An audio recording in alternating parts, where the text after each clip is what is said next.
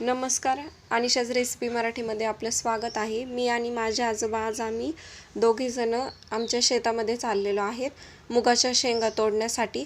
तर सगळ्यात पहिल्यांदा हा आमचा या साईडला ऊस लावण्यासाठी बेन आहे, ते बेन होतं आणि एक सरळ लाईनने नारळाची झाडे लावलेली आहेत. यावर्षी 270 नारळाची आणि हापूस आंबा आणि केसर आंबा अशी पूर्ण शेतामध्ये साईडने सगळे झाडं लावलेले आहेत. आणि हा ऊस लावलेला आहे, एकदम म्हणजे आत्ताच लावलेला आहे म्हणून ऊस आलेला नाही आहे, छोटा छोटा आहे. आजोबा माझ्या पुढे चालत आहेत, मी त्यांच्या मागे.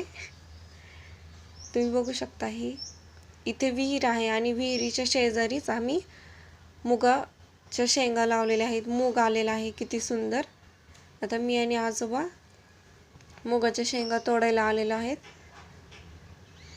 तुम्ही बघू शकता किती सुंदर असं मूग आलेला आहे. आता आम्ही मुगाच्या शेंगा तोडतो. सगळ्यात कमी मीच तोडल्या, आजोबांनी जास्त मुगाच्या शेंगा तोडल्यात. आणि तुम्ही बघू शकता किती मस्त अशा ना कडक झालेल्या आहेत. त्याच्यामध्ये छान अशा तयार झालेल्या आहेत, कवळ्या अजिबात नाही आहेत. कारण त्यामधली मुगाच्या शेंगा ह्या आता पूर्णपणे तयार झालेल्या आहेत. 1-2 शेंगा वाळलेल्या पण आहेत. काही दिवसांनी आता 8 दिवसानंतर ह्या काढायला देखील येतील. आणि त्याच्याच पुढे परत ऊस लावलेला आहे आणि मुगाच्या शेंगाच्या इथेच आमची विहीर आहे.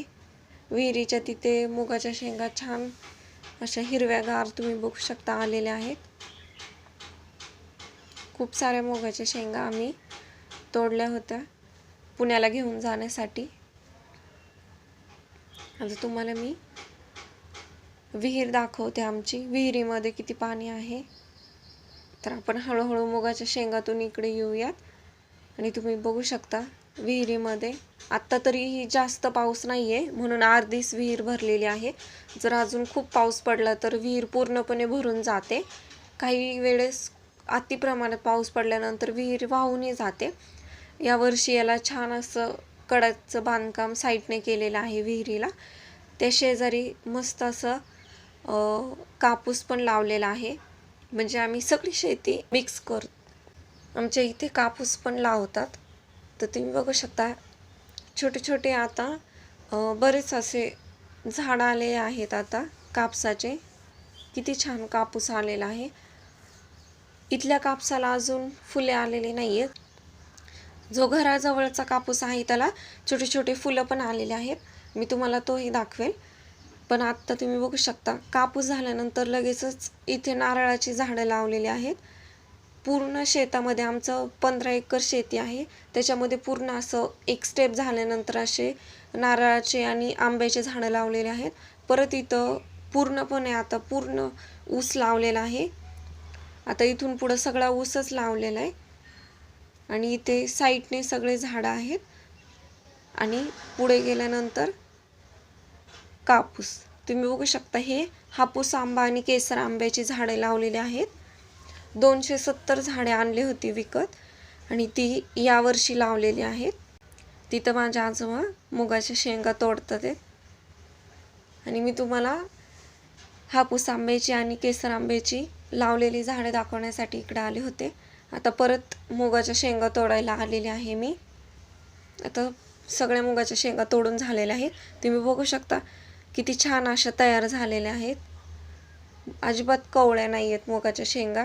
मस्त असे दाणे त्यामध्ये तयार झालेले आहेत. माझ्या आजोबा झाडाखाली बसून मुगाच्या शेंगा खात आहेत तोडून झाल्यानंतर. त्यांनी एवढी पूर्ण पिशवी त्यांनीच तोडलेली आहे. मी अगदी थोड्या यामध्ये तोडलेल्या आहेत. आता आम्ही परत घराकडे जाणार आहोत. तुम्हाला मी म्हटलं तसं आमच्या घराच्या जवळच हा कापूस आहे. हा कापूस खूप मोठा झालेला आहे.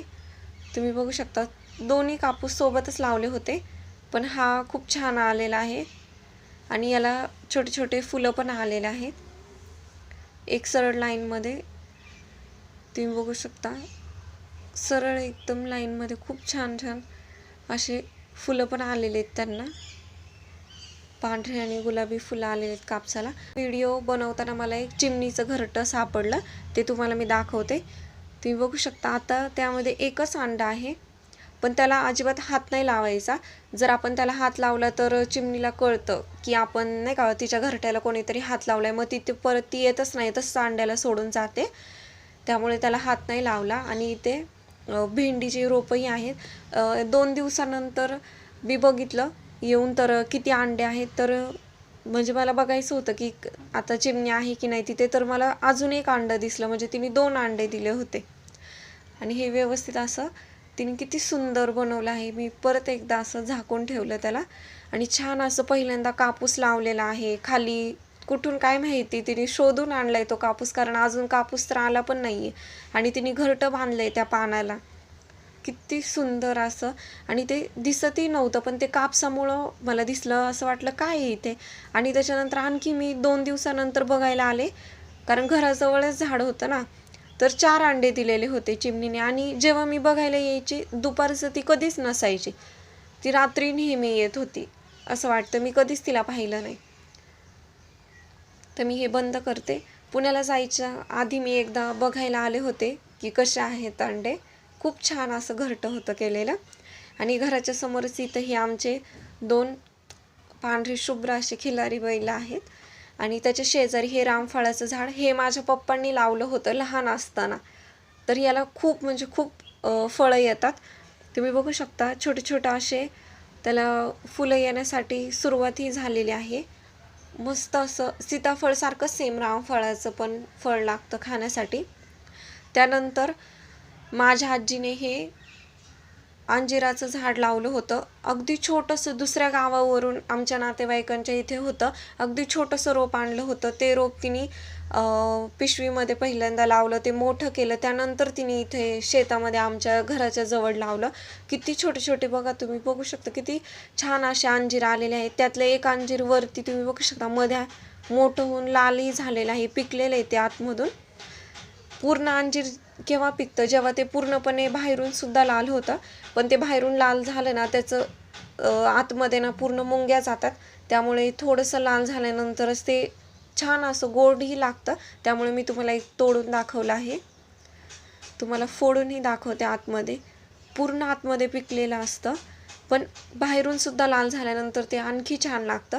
पण 2-3 अंजीर असंच खराब झाले, त्यामुळे मी लगेचच तोडलं आणि हे खाल्लं. त्यानंतर आमच्या घरासमोरच इथे जास्वंदाचं झाड आहे. आत्ताच 1 आठवड्यापूर्वी माझ्या आजोबांनी जास्वंदाच्या झाडाची कटिंग केली होती. तुम्ही बघू शकता आता त्याला छोट्या छोट्या कळ्या पण आलेल्या आहेत. आता याला 8 दिवसामध्ये छान असे फुलं येतील. एवढं फुलांनी झाड भरेल की खूपच मस्त असे लाल जास्वंद आहे. आणि त्या शेजारी इथे कढीपत्त्याचं झाड आहे. हे पूर्ण मोठं जे आहे ना तुम्हाला दिसतंय ते पूर्ण कढीपत्त्याचं झाड आहे. खूप मोठा कढीपत्ता झालेला आहे. एकदम छोटंसं रोप लावलं होतं कढीपत्त्याचं आणि तो एवढा मोठा कढीपत्ता झालेला आहे, खूप मोठा. तुम्ही बघू शकता सगळं कढीपत्त्याचं झाड आहे. हे पूर्ण जेवढं तुम्हाला वरती दिसतंय ना ते पूर्ण कढीपत्त्याचं झाड आहे. त्या शेजारी हे छान असे पांढरे फुल सदाफुलीचे रोज देवाला माझे आजोबा वाहतात देवपूजा करताना. एवढं हे पण खूप छोटंसं झाड लावलं होतं, ते पण एवढं मोठं झालेलं आहे की भरपूर असे फुलं येतात. आणि त्या शेजारी मला तुम्हाला दाखवताना झाड मला जास्वंदाचं एक फूल दिसलं. किती सुंदर, एकच फक्त फुल आलं होतं. ज्या दिवशी मी व्हिडिओ काढत होते नेमकं त्याच दिवशी किती सुंदर असं जास्वंदाला फुल आलेलं आहे. आणि त्या शेजारी इथे पपईचं झाड आहे. पपईचे झाडं खूप आहेत शेतामध्ये, मागे पण होतं घरामागे पण, आणि इथे पण आहे पपईचं झाड. त्यानंतर छान असा कारल्याचा वेल आहे. तुम्ही बघू शकता किती मस्त असे कारले आलेले आहेत त्याला. खूपच सुंदर. याला काहीच म्हणजे फवारणी नाही, खत नाही, काही नसताना एवढं सुंदर असं झाड आलेलं आहे. आणि छोटे छोटे फुलं देखील आलेले आहेत त्याला. अशाच नवीन व्हिडिओ सोबत आपण पुन्हा भेटूया. थँक्यू.